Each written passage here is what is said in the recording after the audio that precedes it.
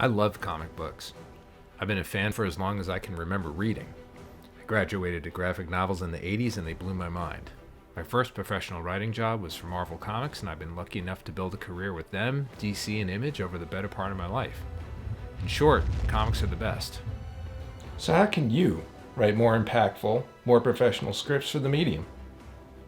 Let's begin.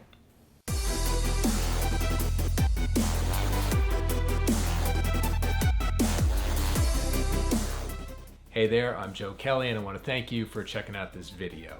Also, a special thank you for everybody who checked out the first video, liked, commented, and subscribed. I really appreciate it. It was super gratifying to get your feedback and to see your questions in the comment section. So thank you. Really appreciate it.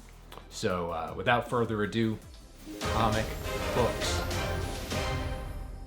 This is the medium where I cut my teeth as a young writer, where I learned the tools of the trade. Obviously, it's the cornerstone of my career. It's probably how a lot of you folks know my work, and I would like to talk to you about how to write them more professionally. If you're not a comics fan or you're not interested in writing comics, don't be discouraged. Don't click away yet. Come on. The techniques and the tools that I've learned are cross-applicable for all forms of dramatic writing. I think that the things that I want to talk about you would use for a screenplay, for TV, for animation. So check it out, stick around. That said, comics are special. So let's get into why. So first of all, as a writer, I've found that comics are the most direct main line from my brain to my audience. Bar none, except for prose, of course, but I've only done a little bit of prose. Comics are also a collaborative medium, which I love. I honestly don't feel that there are many forms of art that don't benefit from a second set of eyes or a second set of hands. And it's kind of like a Goldilocks thing. The team that puts together a comic is not too small and it's not too big. It's really just right. So, the medium itself is beautiful. A good comics page is a wonder to behold. But a great comics page is also a masterclass in storytelling. Another thing I love about comics is that the barrier to entry is so low. Literally, it's your time, an artist's time, some pens, some paper, digital if you've got it, boom, you have a comic. You don't even have to worry about distribution or stores, you just put it out online. And because of the internet, I can work with people all over the globe, and so can you. For all you parents and teachers out there, comics require reading. And as you know, reading is fundamental. Lastly, like a novel, comics really come to life in the mind of the reader. I love that somebody somewhere is using their imagination to bring still images to life, to fill in the gaps between panels, to add their own voices to my dialogue. When comics connect to an audience, they are like magic. That's why we hold on to the comics that we got, especially when we were young. It's not because we think we're going to sell them for $1 million on eBay. It's because of that connection, that visceral connection. You can just smell it in the pages. Comics goodness. Okay, so that's enough of my love letter to comics. I think you get it by now. You clicked on this video because you are interested in writing and you want your scripts to be more professional and more effective. So in this first video, the inaugural comics video for this channel, I'm gonna hit some top level items and we're gonna get into more of the nitty gritty as we go along in the channel. So the biggest of the big ticket items is the top secret industry standard format for writing comic book scripts. You will begin writing every script with a document 8.5 inches by 11 inches. You will set your font size to 10, spacing 1.5. Your left margin for all across the page panel description will be 1.28 inches. Your right margin, 1.29. 1.29. Do not deviate. The only font you are allowed to use when writing comic book scripts is Okay, obviously, I'm kidding. Format is not a function of craft. Other industries do have formats that are expected in a professional setting, but comics do not. There is no industry standard for format. And if anybody tells you there is, run in the other direction. Although, honestly, don't use Comic Sans. My scripts, for example, have no panel numbers, but are broken up by pages, yet look like a screenplay. Other writers might do all panel numbers, and their scripts may look more like a stage play, or something completely different that's more like prose. It really doesn't matter, as long as you're conveying your ideas and you show an understanding of the fundamentals of the craft and the medium itself. One thing that is worth noting is that your scripts will generally fall into one of two categories: full script or plot style, which used to be called Marvel style. Full script is exactly what it sounds like. You give your artist all the panel descriptions and dialogue right up front. With plot style, you're basically giving the general gist of a scene, but without the details and the dialogue. You might like one of these over the other, and I encourage you to experiment with them both. Regardless of what style you choose to write in, you'll always get a chance to rework your dialogue once the finished art comes in. This is unique to comics. In other media, if you need to re-record dialogue or add something in later, that's Boku bucks. For us, it's just part of the process. So if it's not about how your script looks, how do you write more professionally? It's about your mindset.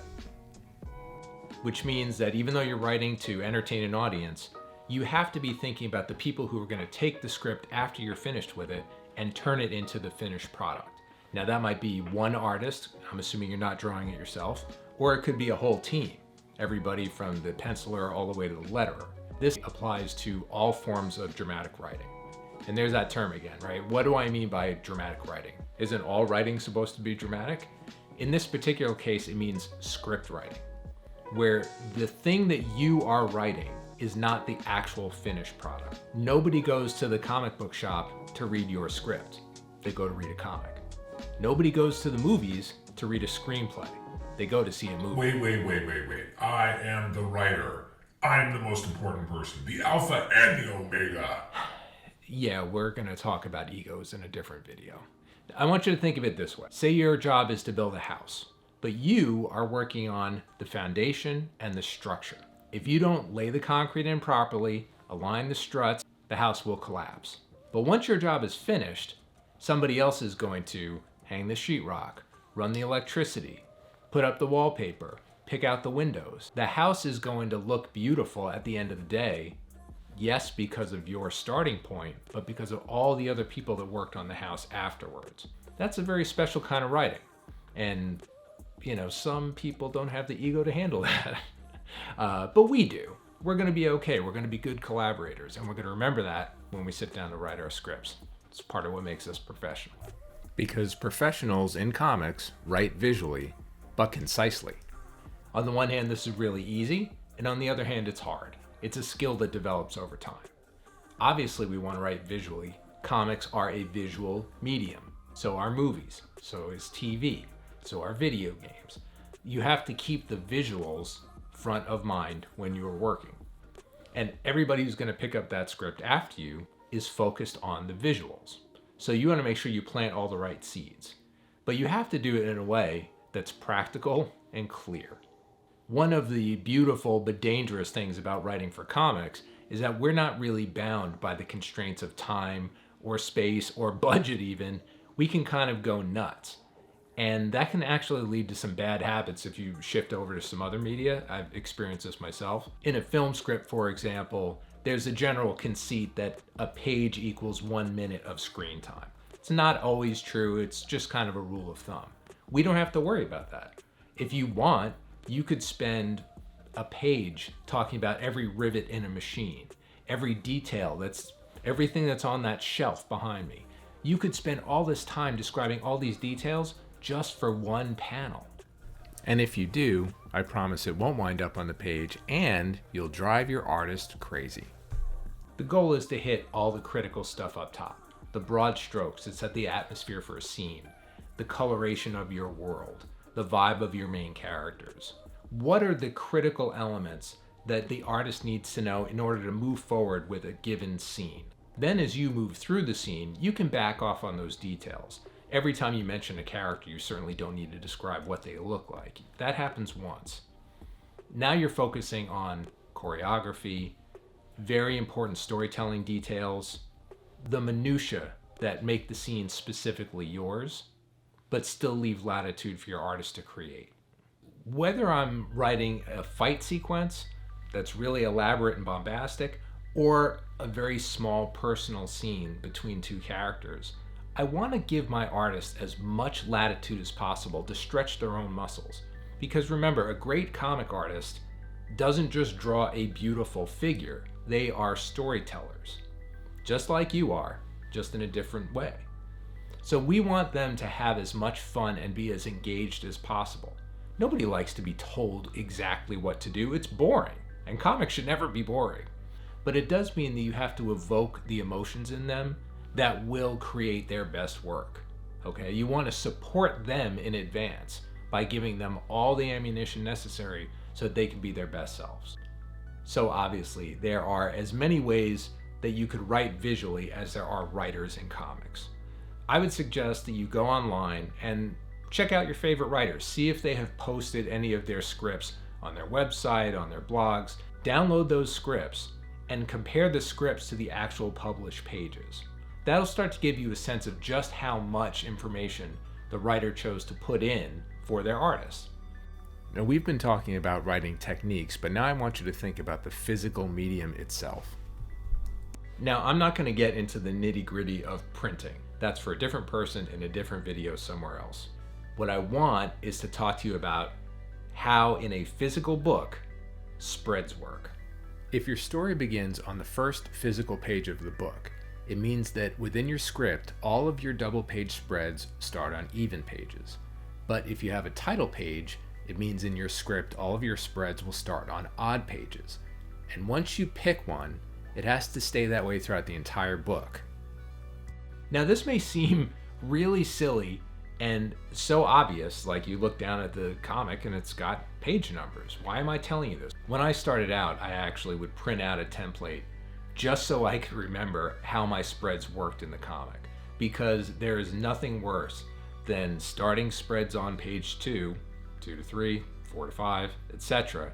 And then you hit page 15, you've got a great, wonderful moment you've been building to for an amazing double-page spread, and your editor and artist remind you kindly that that spread does not exist.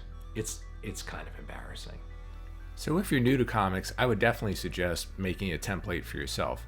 Not only will it help you keep track of your spreads, but it gives you a bird's eye view of the whole comic for pacing issues. The spread is your friend. It's actually a really powerful storytelling tool in comics. It's massive. That's a lot of storytelling, so make sure that if you're going to use it, it is for a holy shit moment. Something shocking, something big, something that your artist can really sink their teeth into. But please, not an explosion. Have I done it? Yes. Do I regret it? 100%. Explosions are not your friend. They're not exciting in a comic. I don't care who draws them. The greatest artist on the planet is still going to just draw a mushy cloud with some stuff flying out of it. It's not exciting. Use that real estate for an important moment or a beautiful piece of art, some image that's going to burn itself into the audience's mind. That's what a spread is for. Now, another element of the spread that helps you in the storytelling is as an indicator for the beginning and the end of a scene. Now, this is not a hard and fast rule, but I have found over time that it's a sort of subliminal way to just indicate to the reader as they turn a page, they're someplace new. And when they hit the other side of the spread, they've finished a scene. It's just sort of a nice way to get some rhythm going. But again, not a hard and fast rule. European comics that are album size, which are much bigger than the comics we put out in America, they have sometimes 3 scenes on a single page.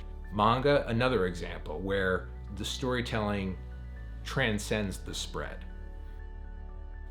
While we're on the subject of pages, I want to talk to you about the page turn, which might be one of the most important storytelling components in physical comics. Whenever possible, I want you to end the right side of the spread, the last panel on the right side of the spread, with some sort of a cliffhanger. Something that will literally make the person want to turn the page. And the reason we do that is because they literally can't see what's coming next. When you have the open spread in front of you, you see what's going on.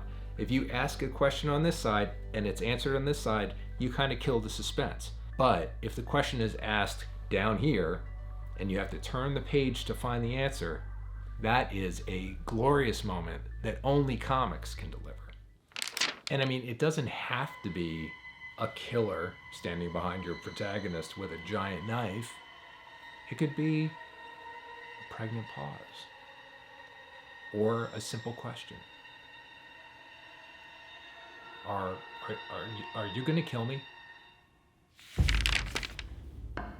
What? Dude, made you a sandwich. Oh, hey, I'm sorry. I haven't tried to kill you in like months. I'm sorry. I'm so sorry. I just wanted to know, like, diagonals or squares. That's it. Diagonals. Diagonals Yeah, would be well, great. f you. You're getting squares. Hurt my feelings. Whatever you put at the end of that spread, just make it as dramatic as possible. Whatever really punctuates that scene. Because it is literally your only opportunity to surprise the reader. So embrace it, grab it, take it every time you can. The more cliffhangers, the better. So those are just some of the ways that professionals think while they are writing comics. Now, if you're looking for more technical elements, how many panels should there be on a page? How many word balloons are too many? How many lines of dialogue fit in a balloon? I can give you guidance for that kind of stuff, but I don't actually think it's helpful. They're really just arbitrary numbers, and frankly, they change with the times. There are times where people use a lot of panels, and there are times where people go for very decompressed storytelling. What's more important is to understand how those elements serve your story. What does it mean when you have a ton of panels? What does it mean when you're using no speech balloons or barely any speech balloons? What does it mean when the dialogue is really dense or really sparse? You have to experiment and figure out what works best for you, your artist, and the book you are trying to create. Now, if all of this feels a little bit overwhelming, just to make a comic book, it's okay. Take a breath, and remember, it's just words. It's just a script. I messed up a ton, especially when I first started out. I used way too many panels, then I would cover all that art with way too much dialogue and commas. I don't know why I was obsessed with commas. The guys over at Comicraft literally called me Joe Comma Kelly. That's how bad it was. I don't know why. I guess I love me a good comma. Now I adjust my writing to address my artist, my intention, and my audience. You'll do the same thing too. But for now, just do what feels right. Write, make, repeat. That's the only secret sauce there is. Hopefully that's going to help kickstart you into a new way of thinking and send you off to your next script full of energy and intensity and visual thinking. But if not, let me know in the comments below what you want to hear more about. What do you want me to discuss in detail about writing for comics and writing in general? So thank you again for watching. I hope you found something useful in this video. If you did, subscribe, give it a like, tell your friends, tell your grandma. I don't know who else to tell. But please, come back, tell me what you'd like to know more about. And for now, get to work.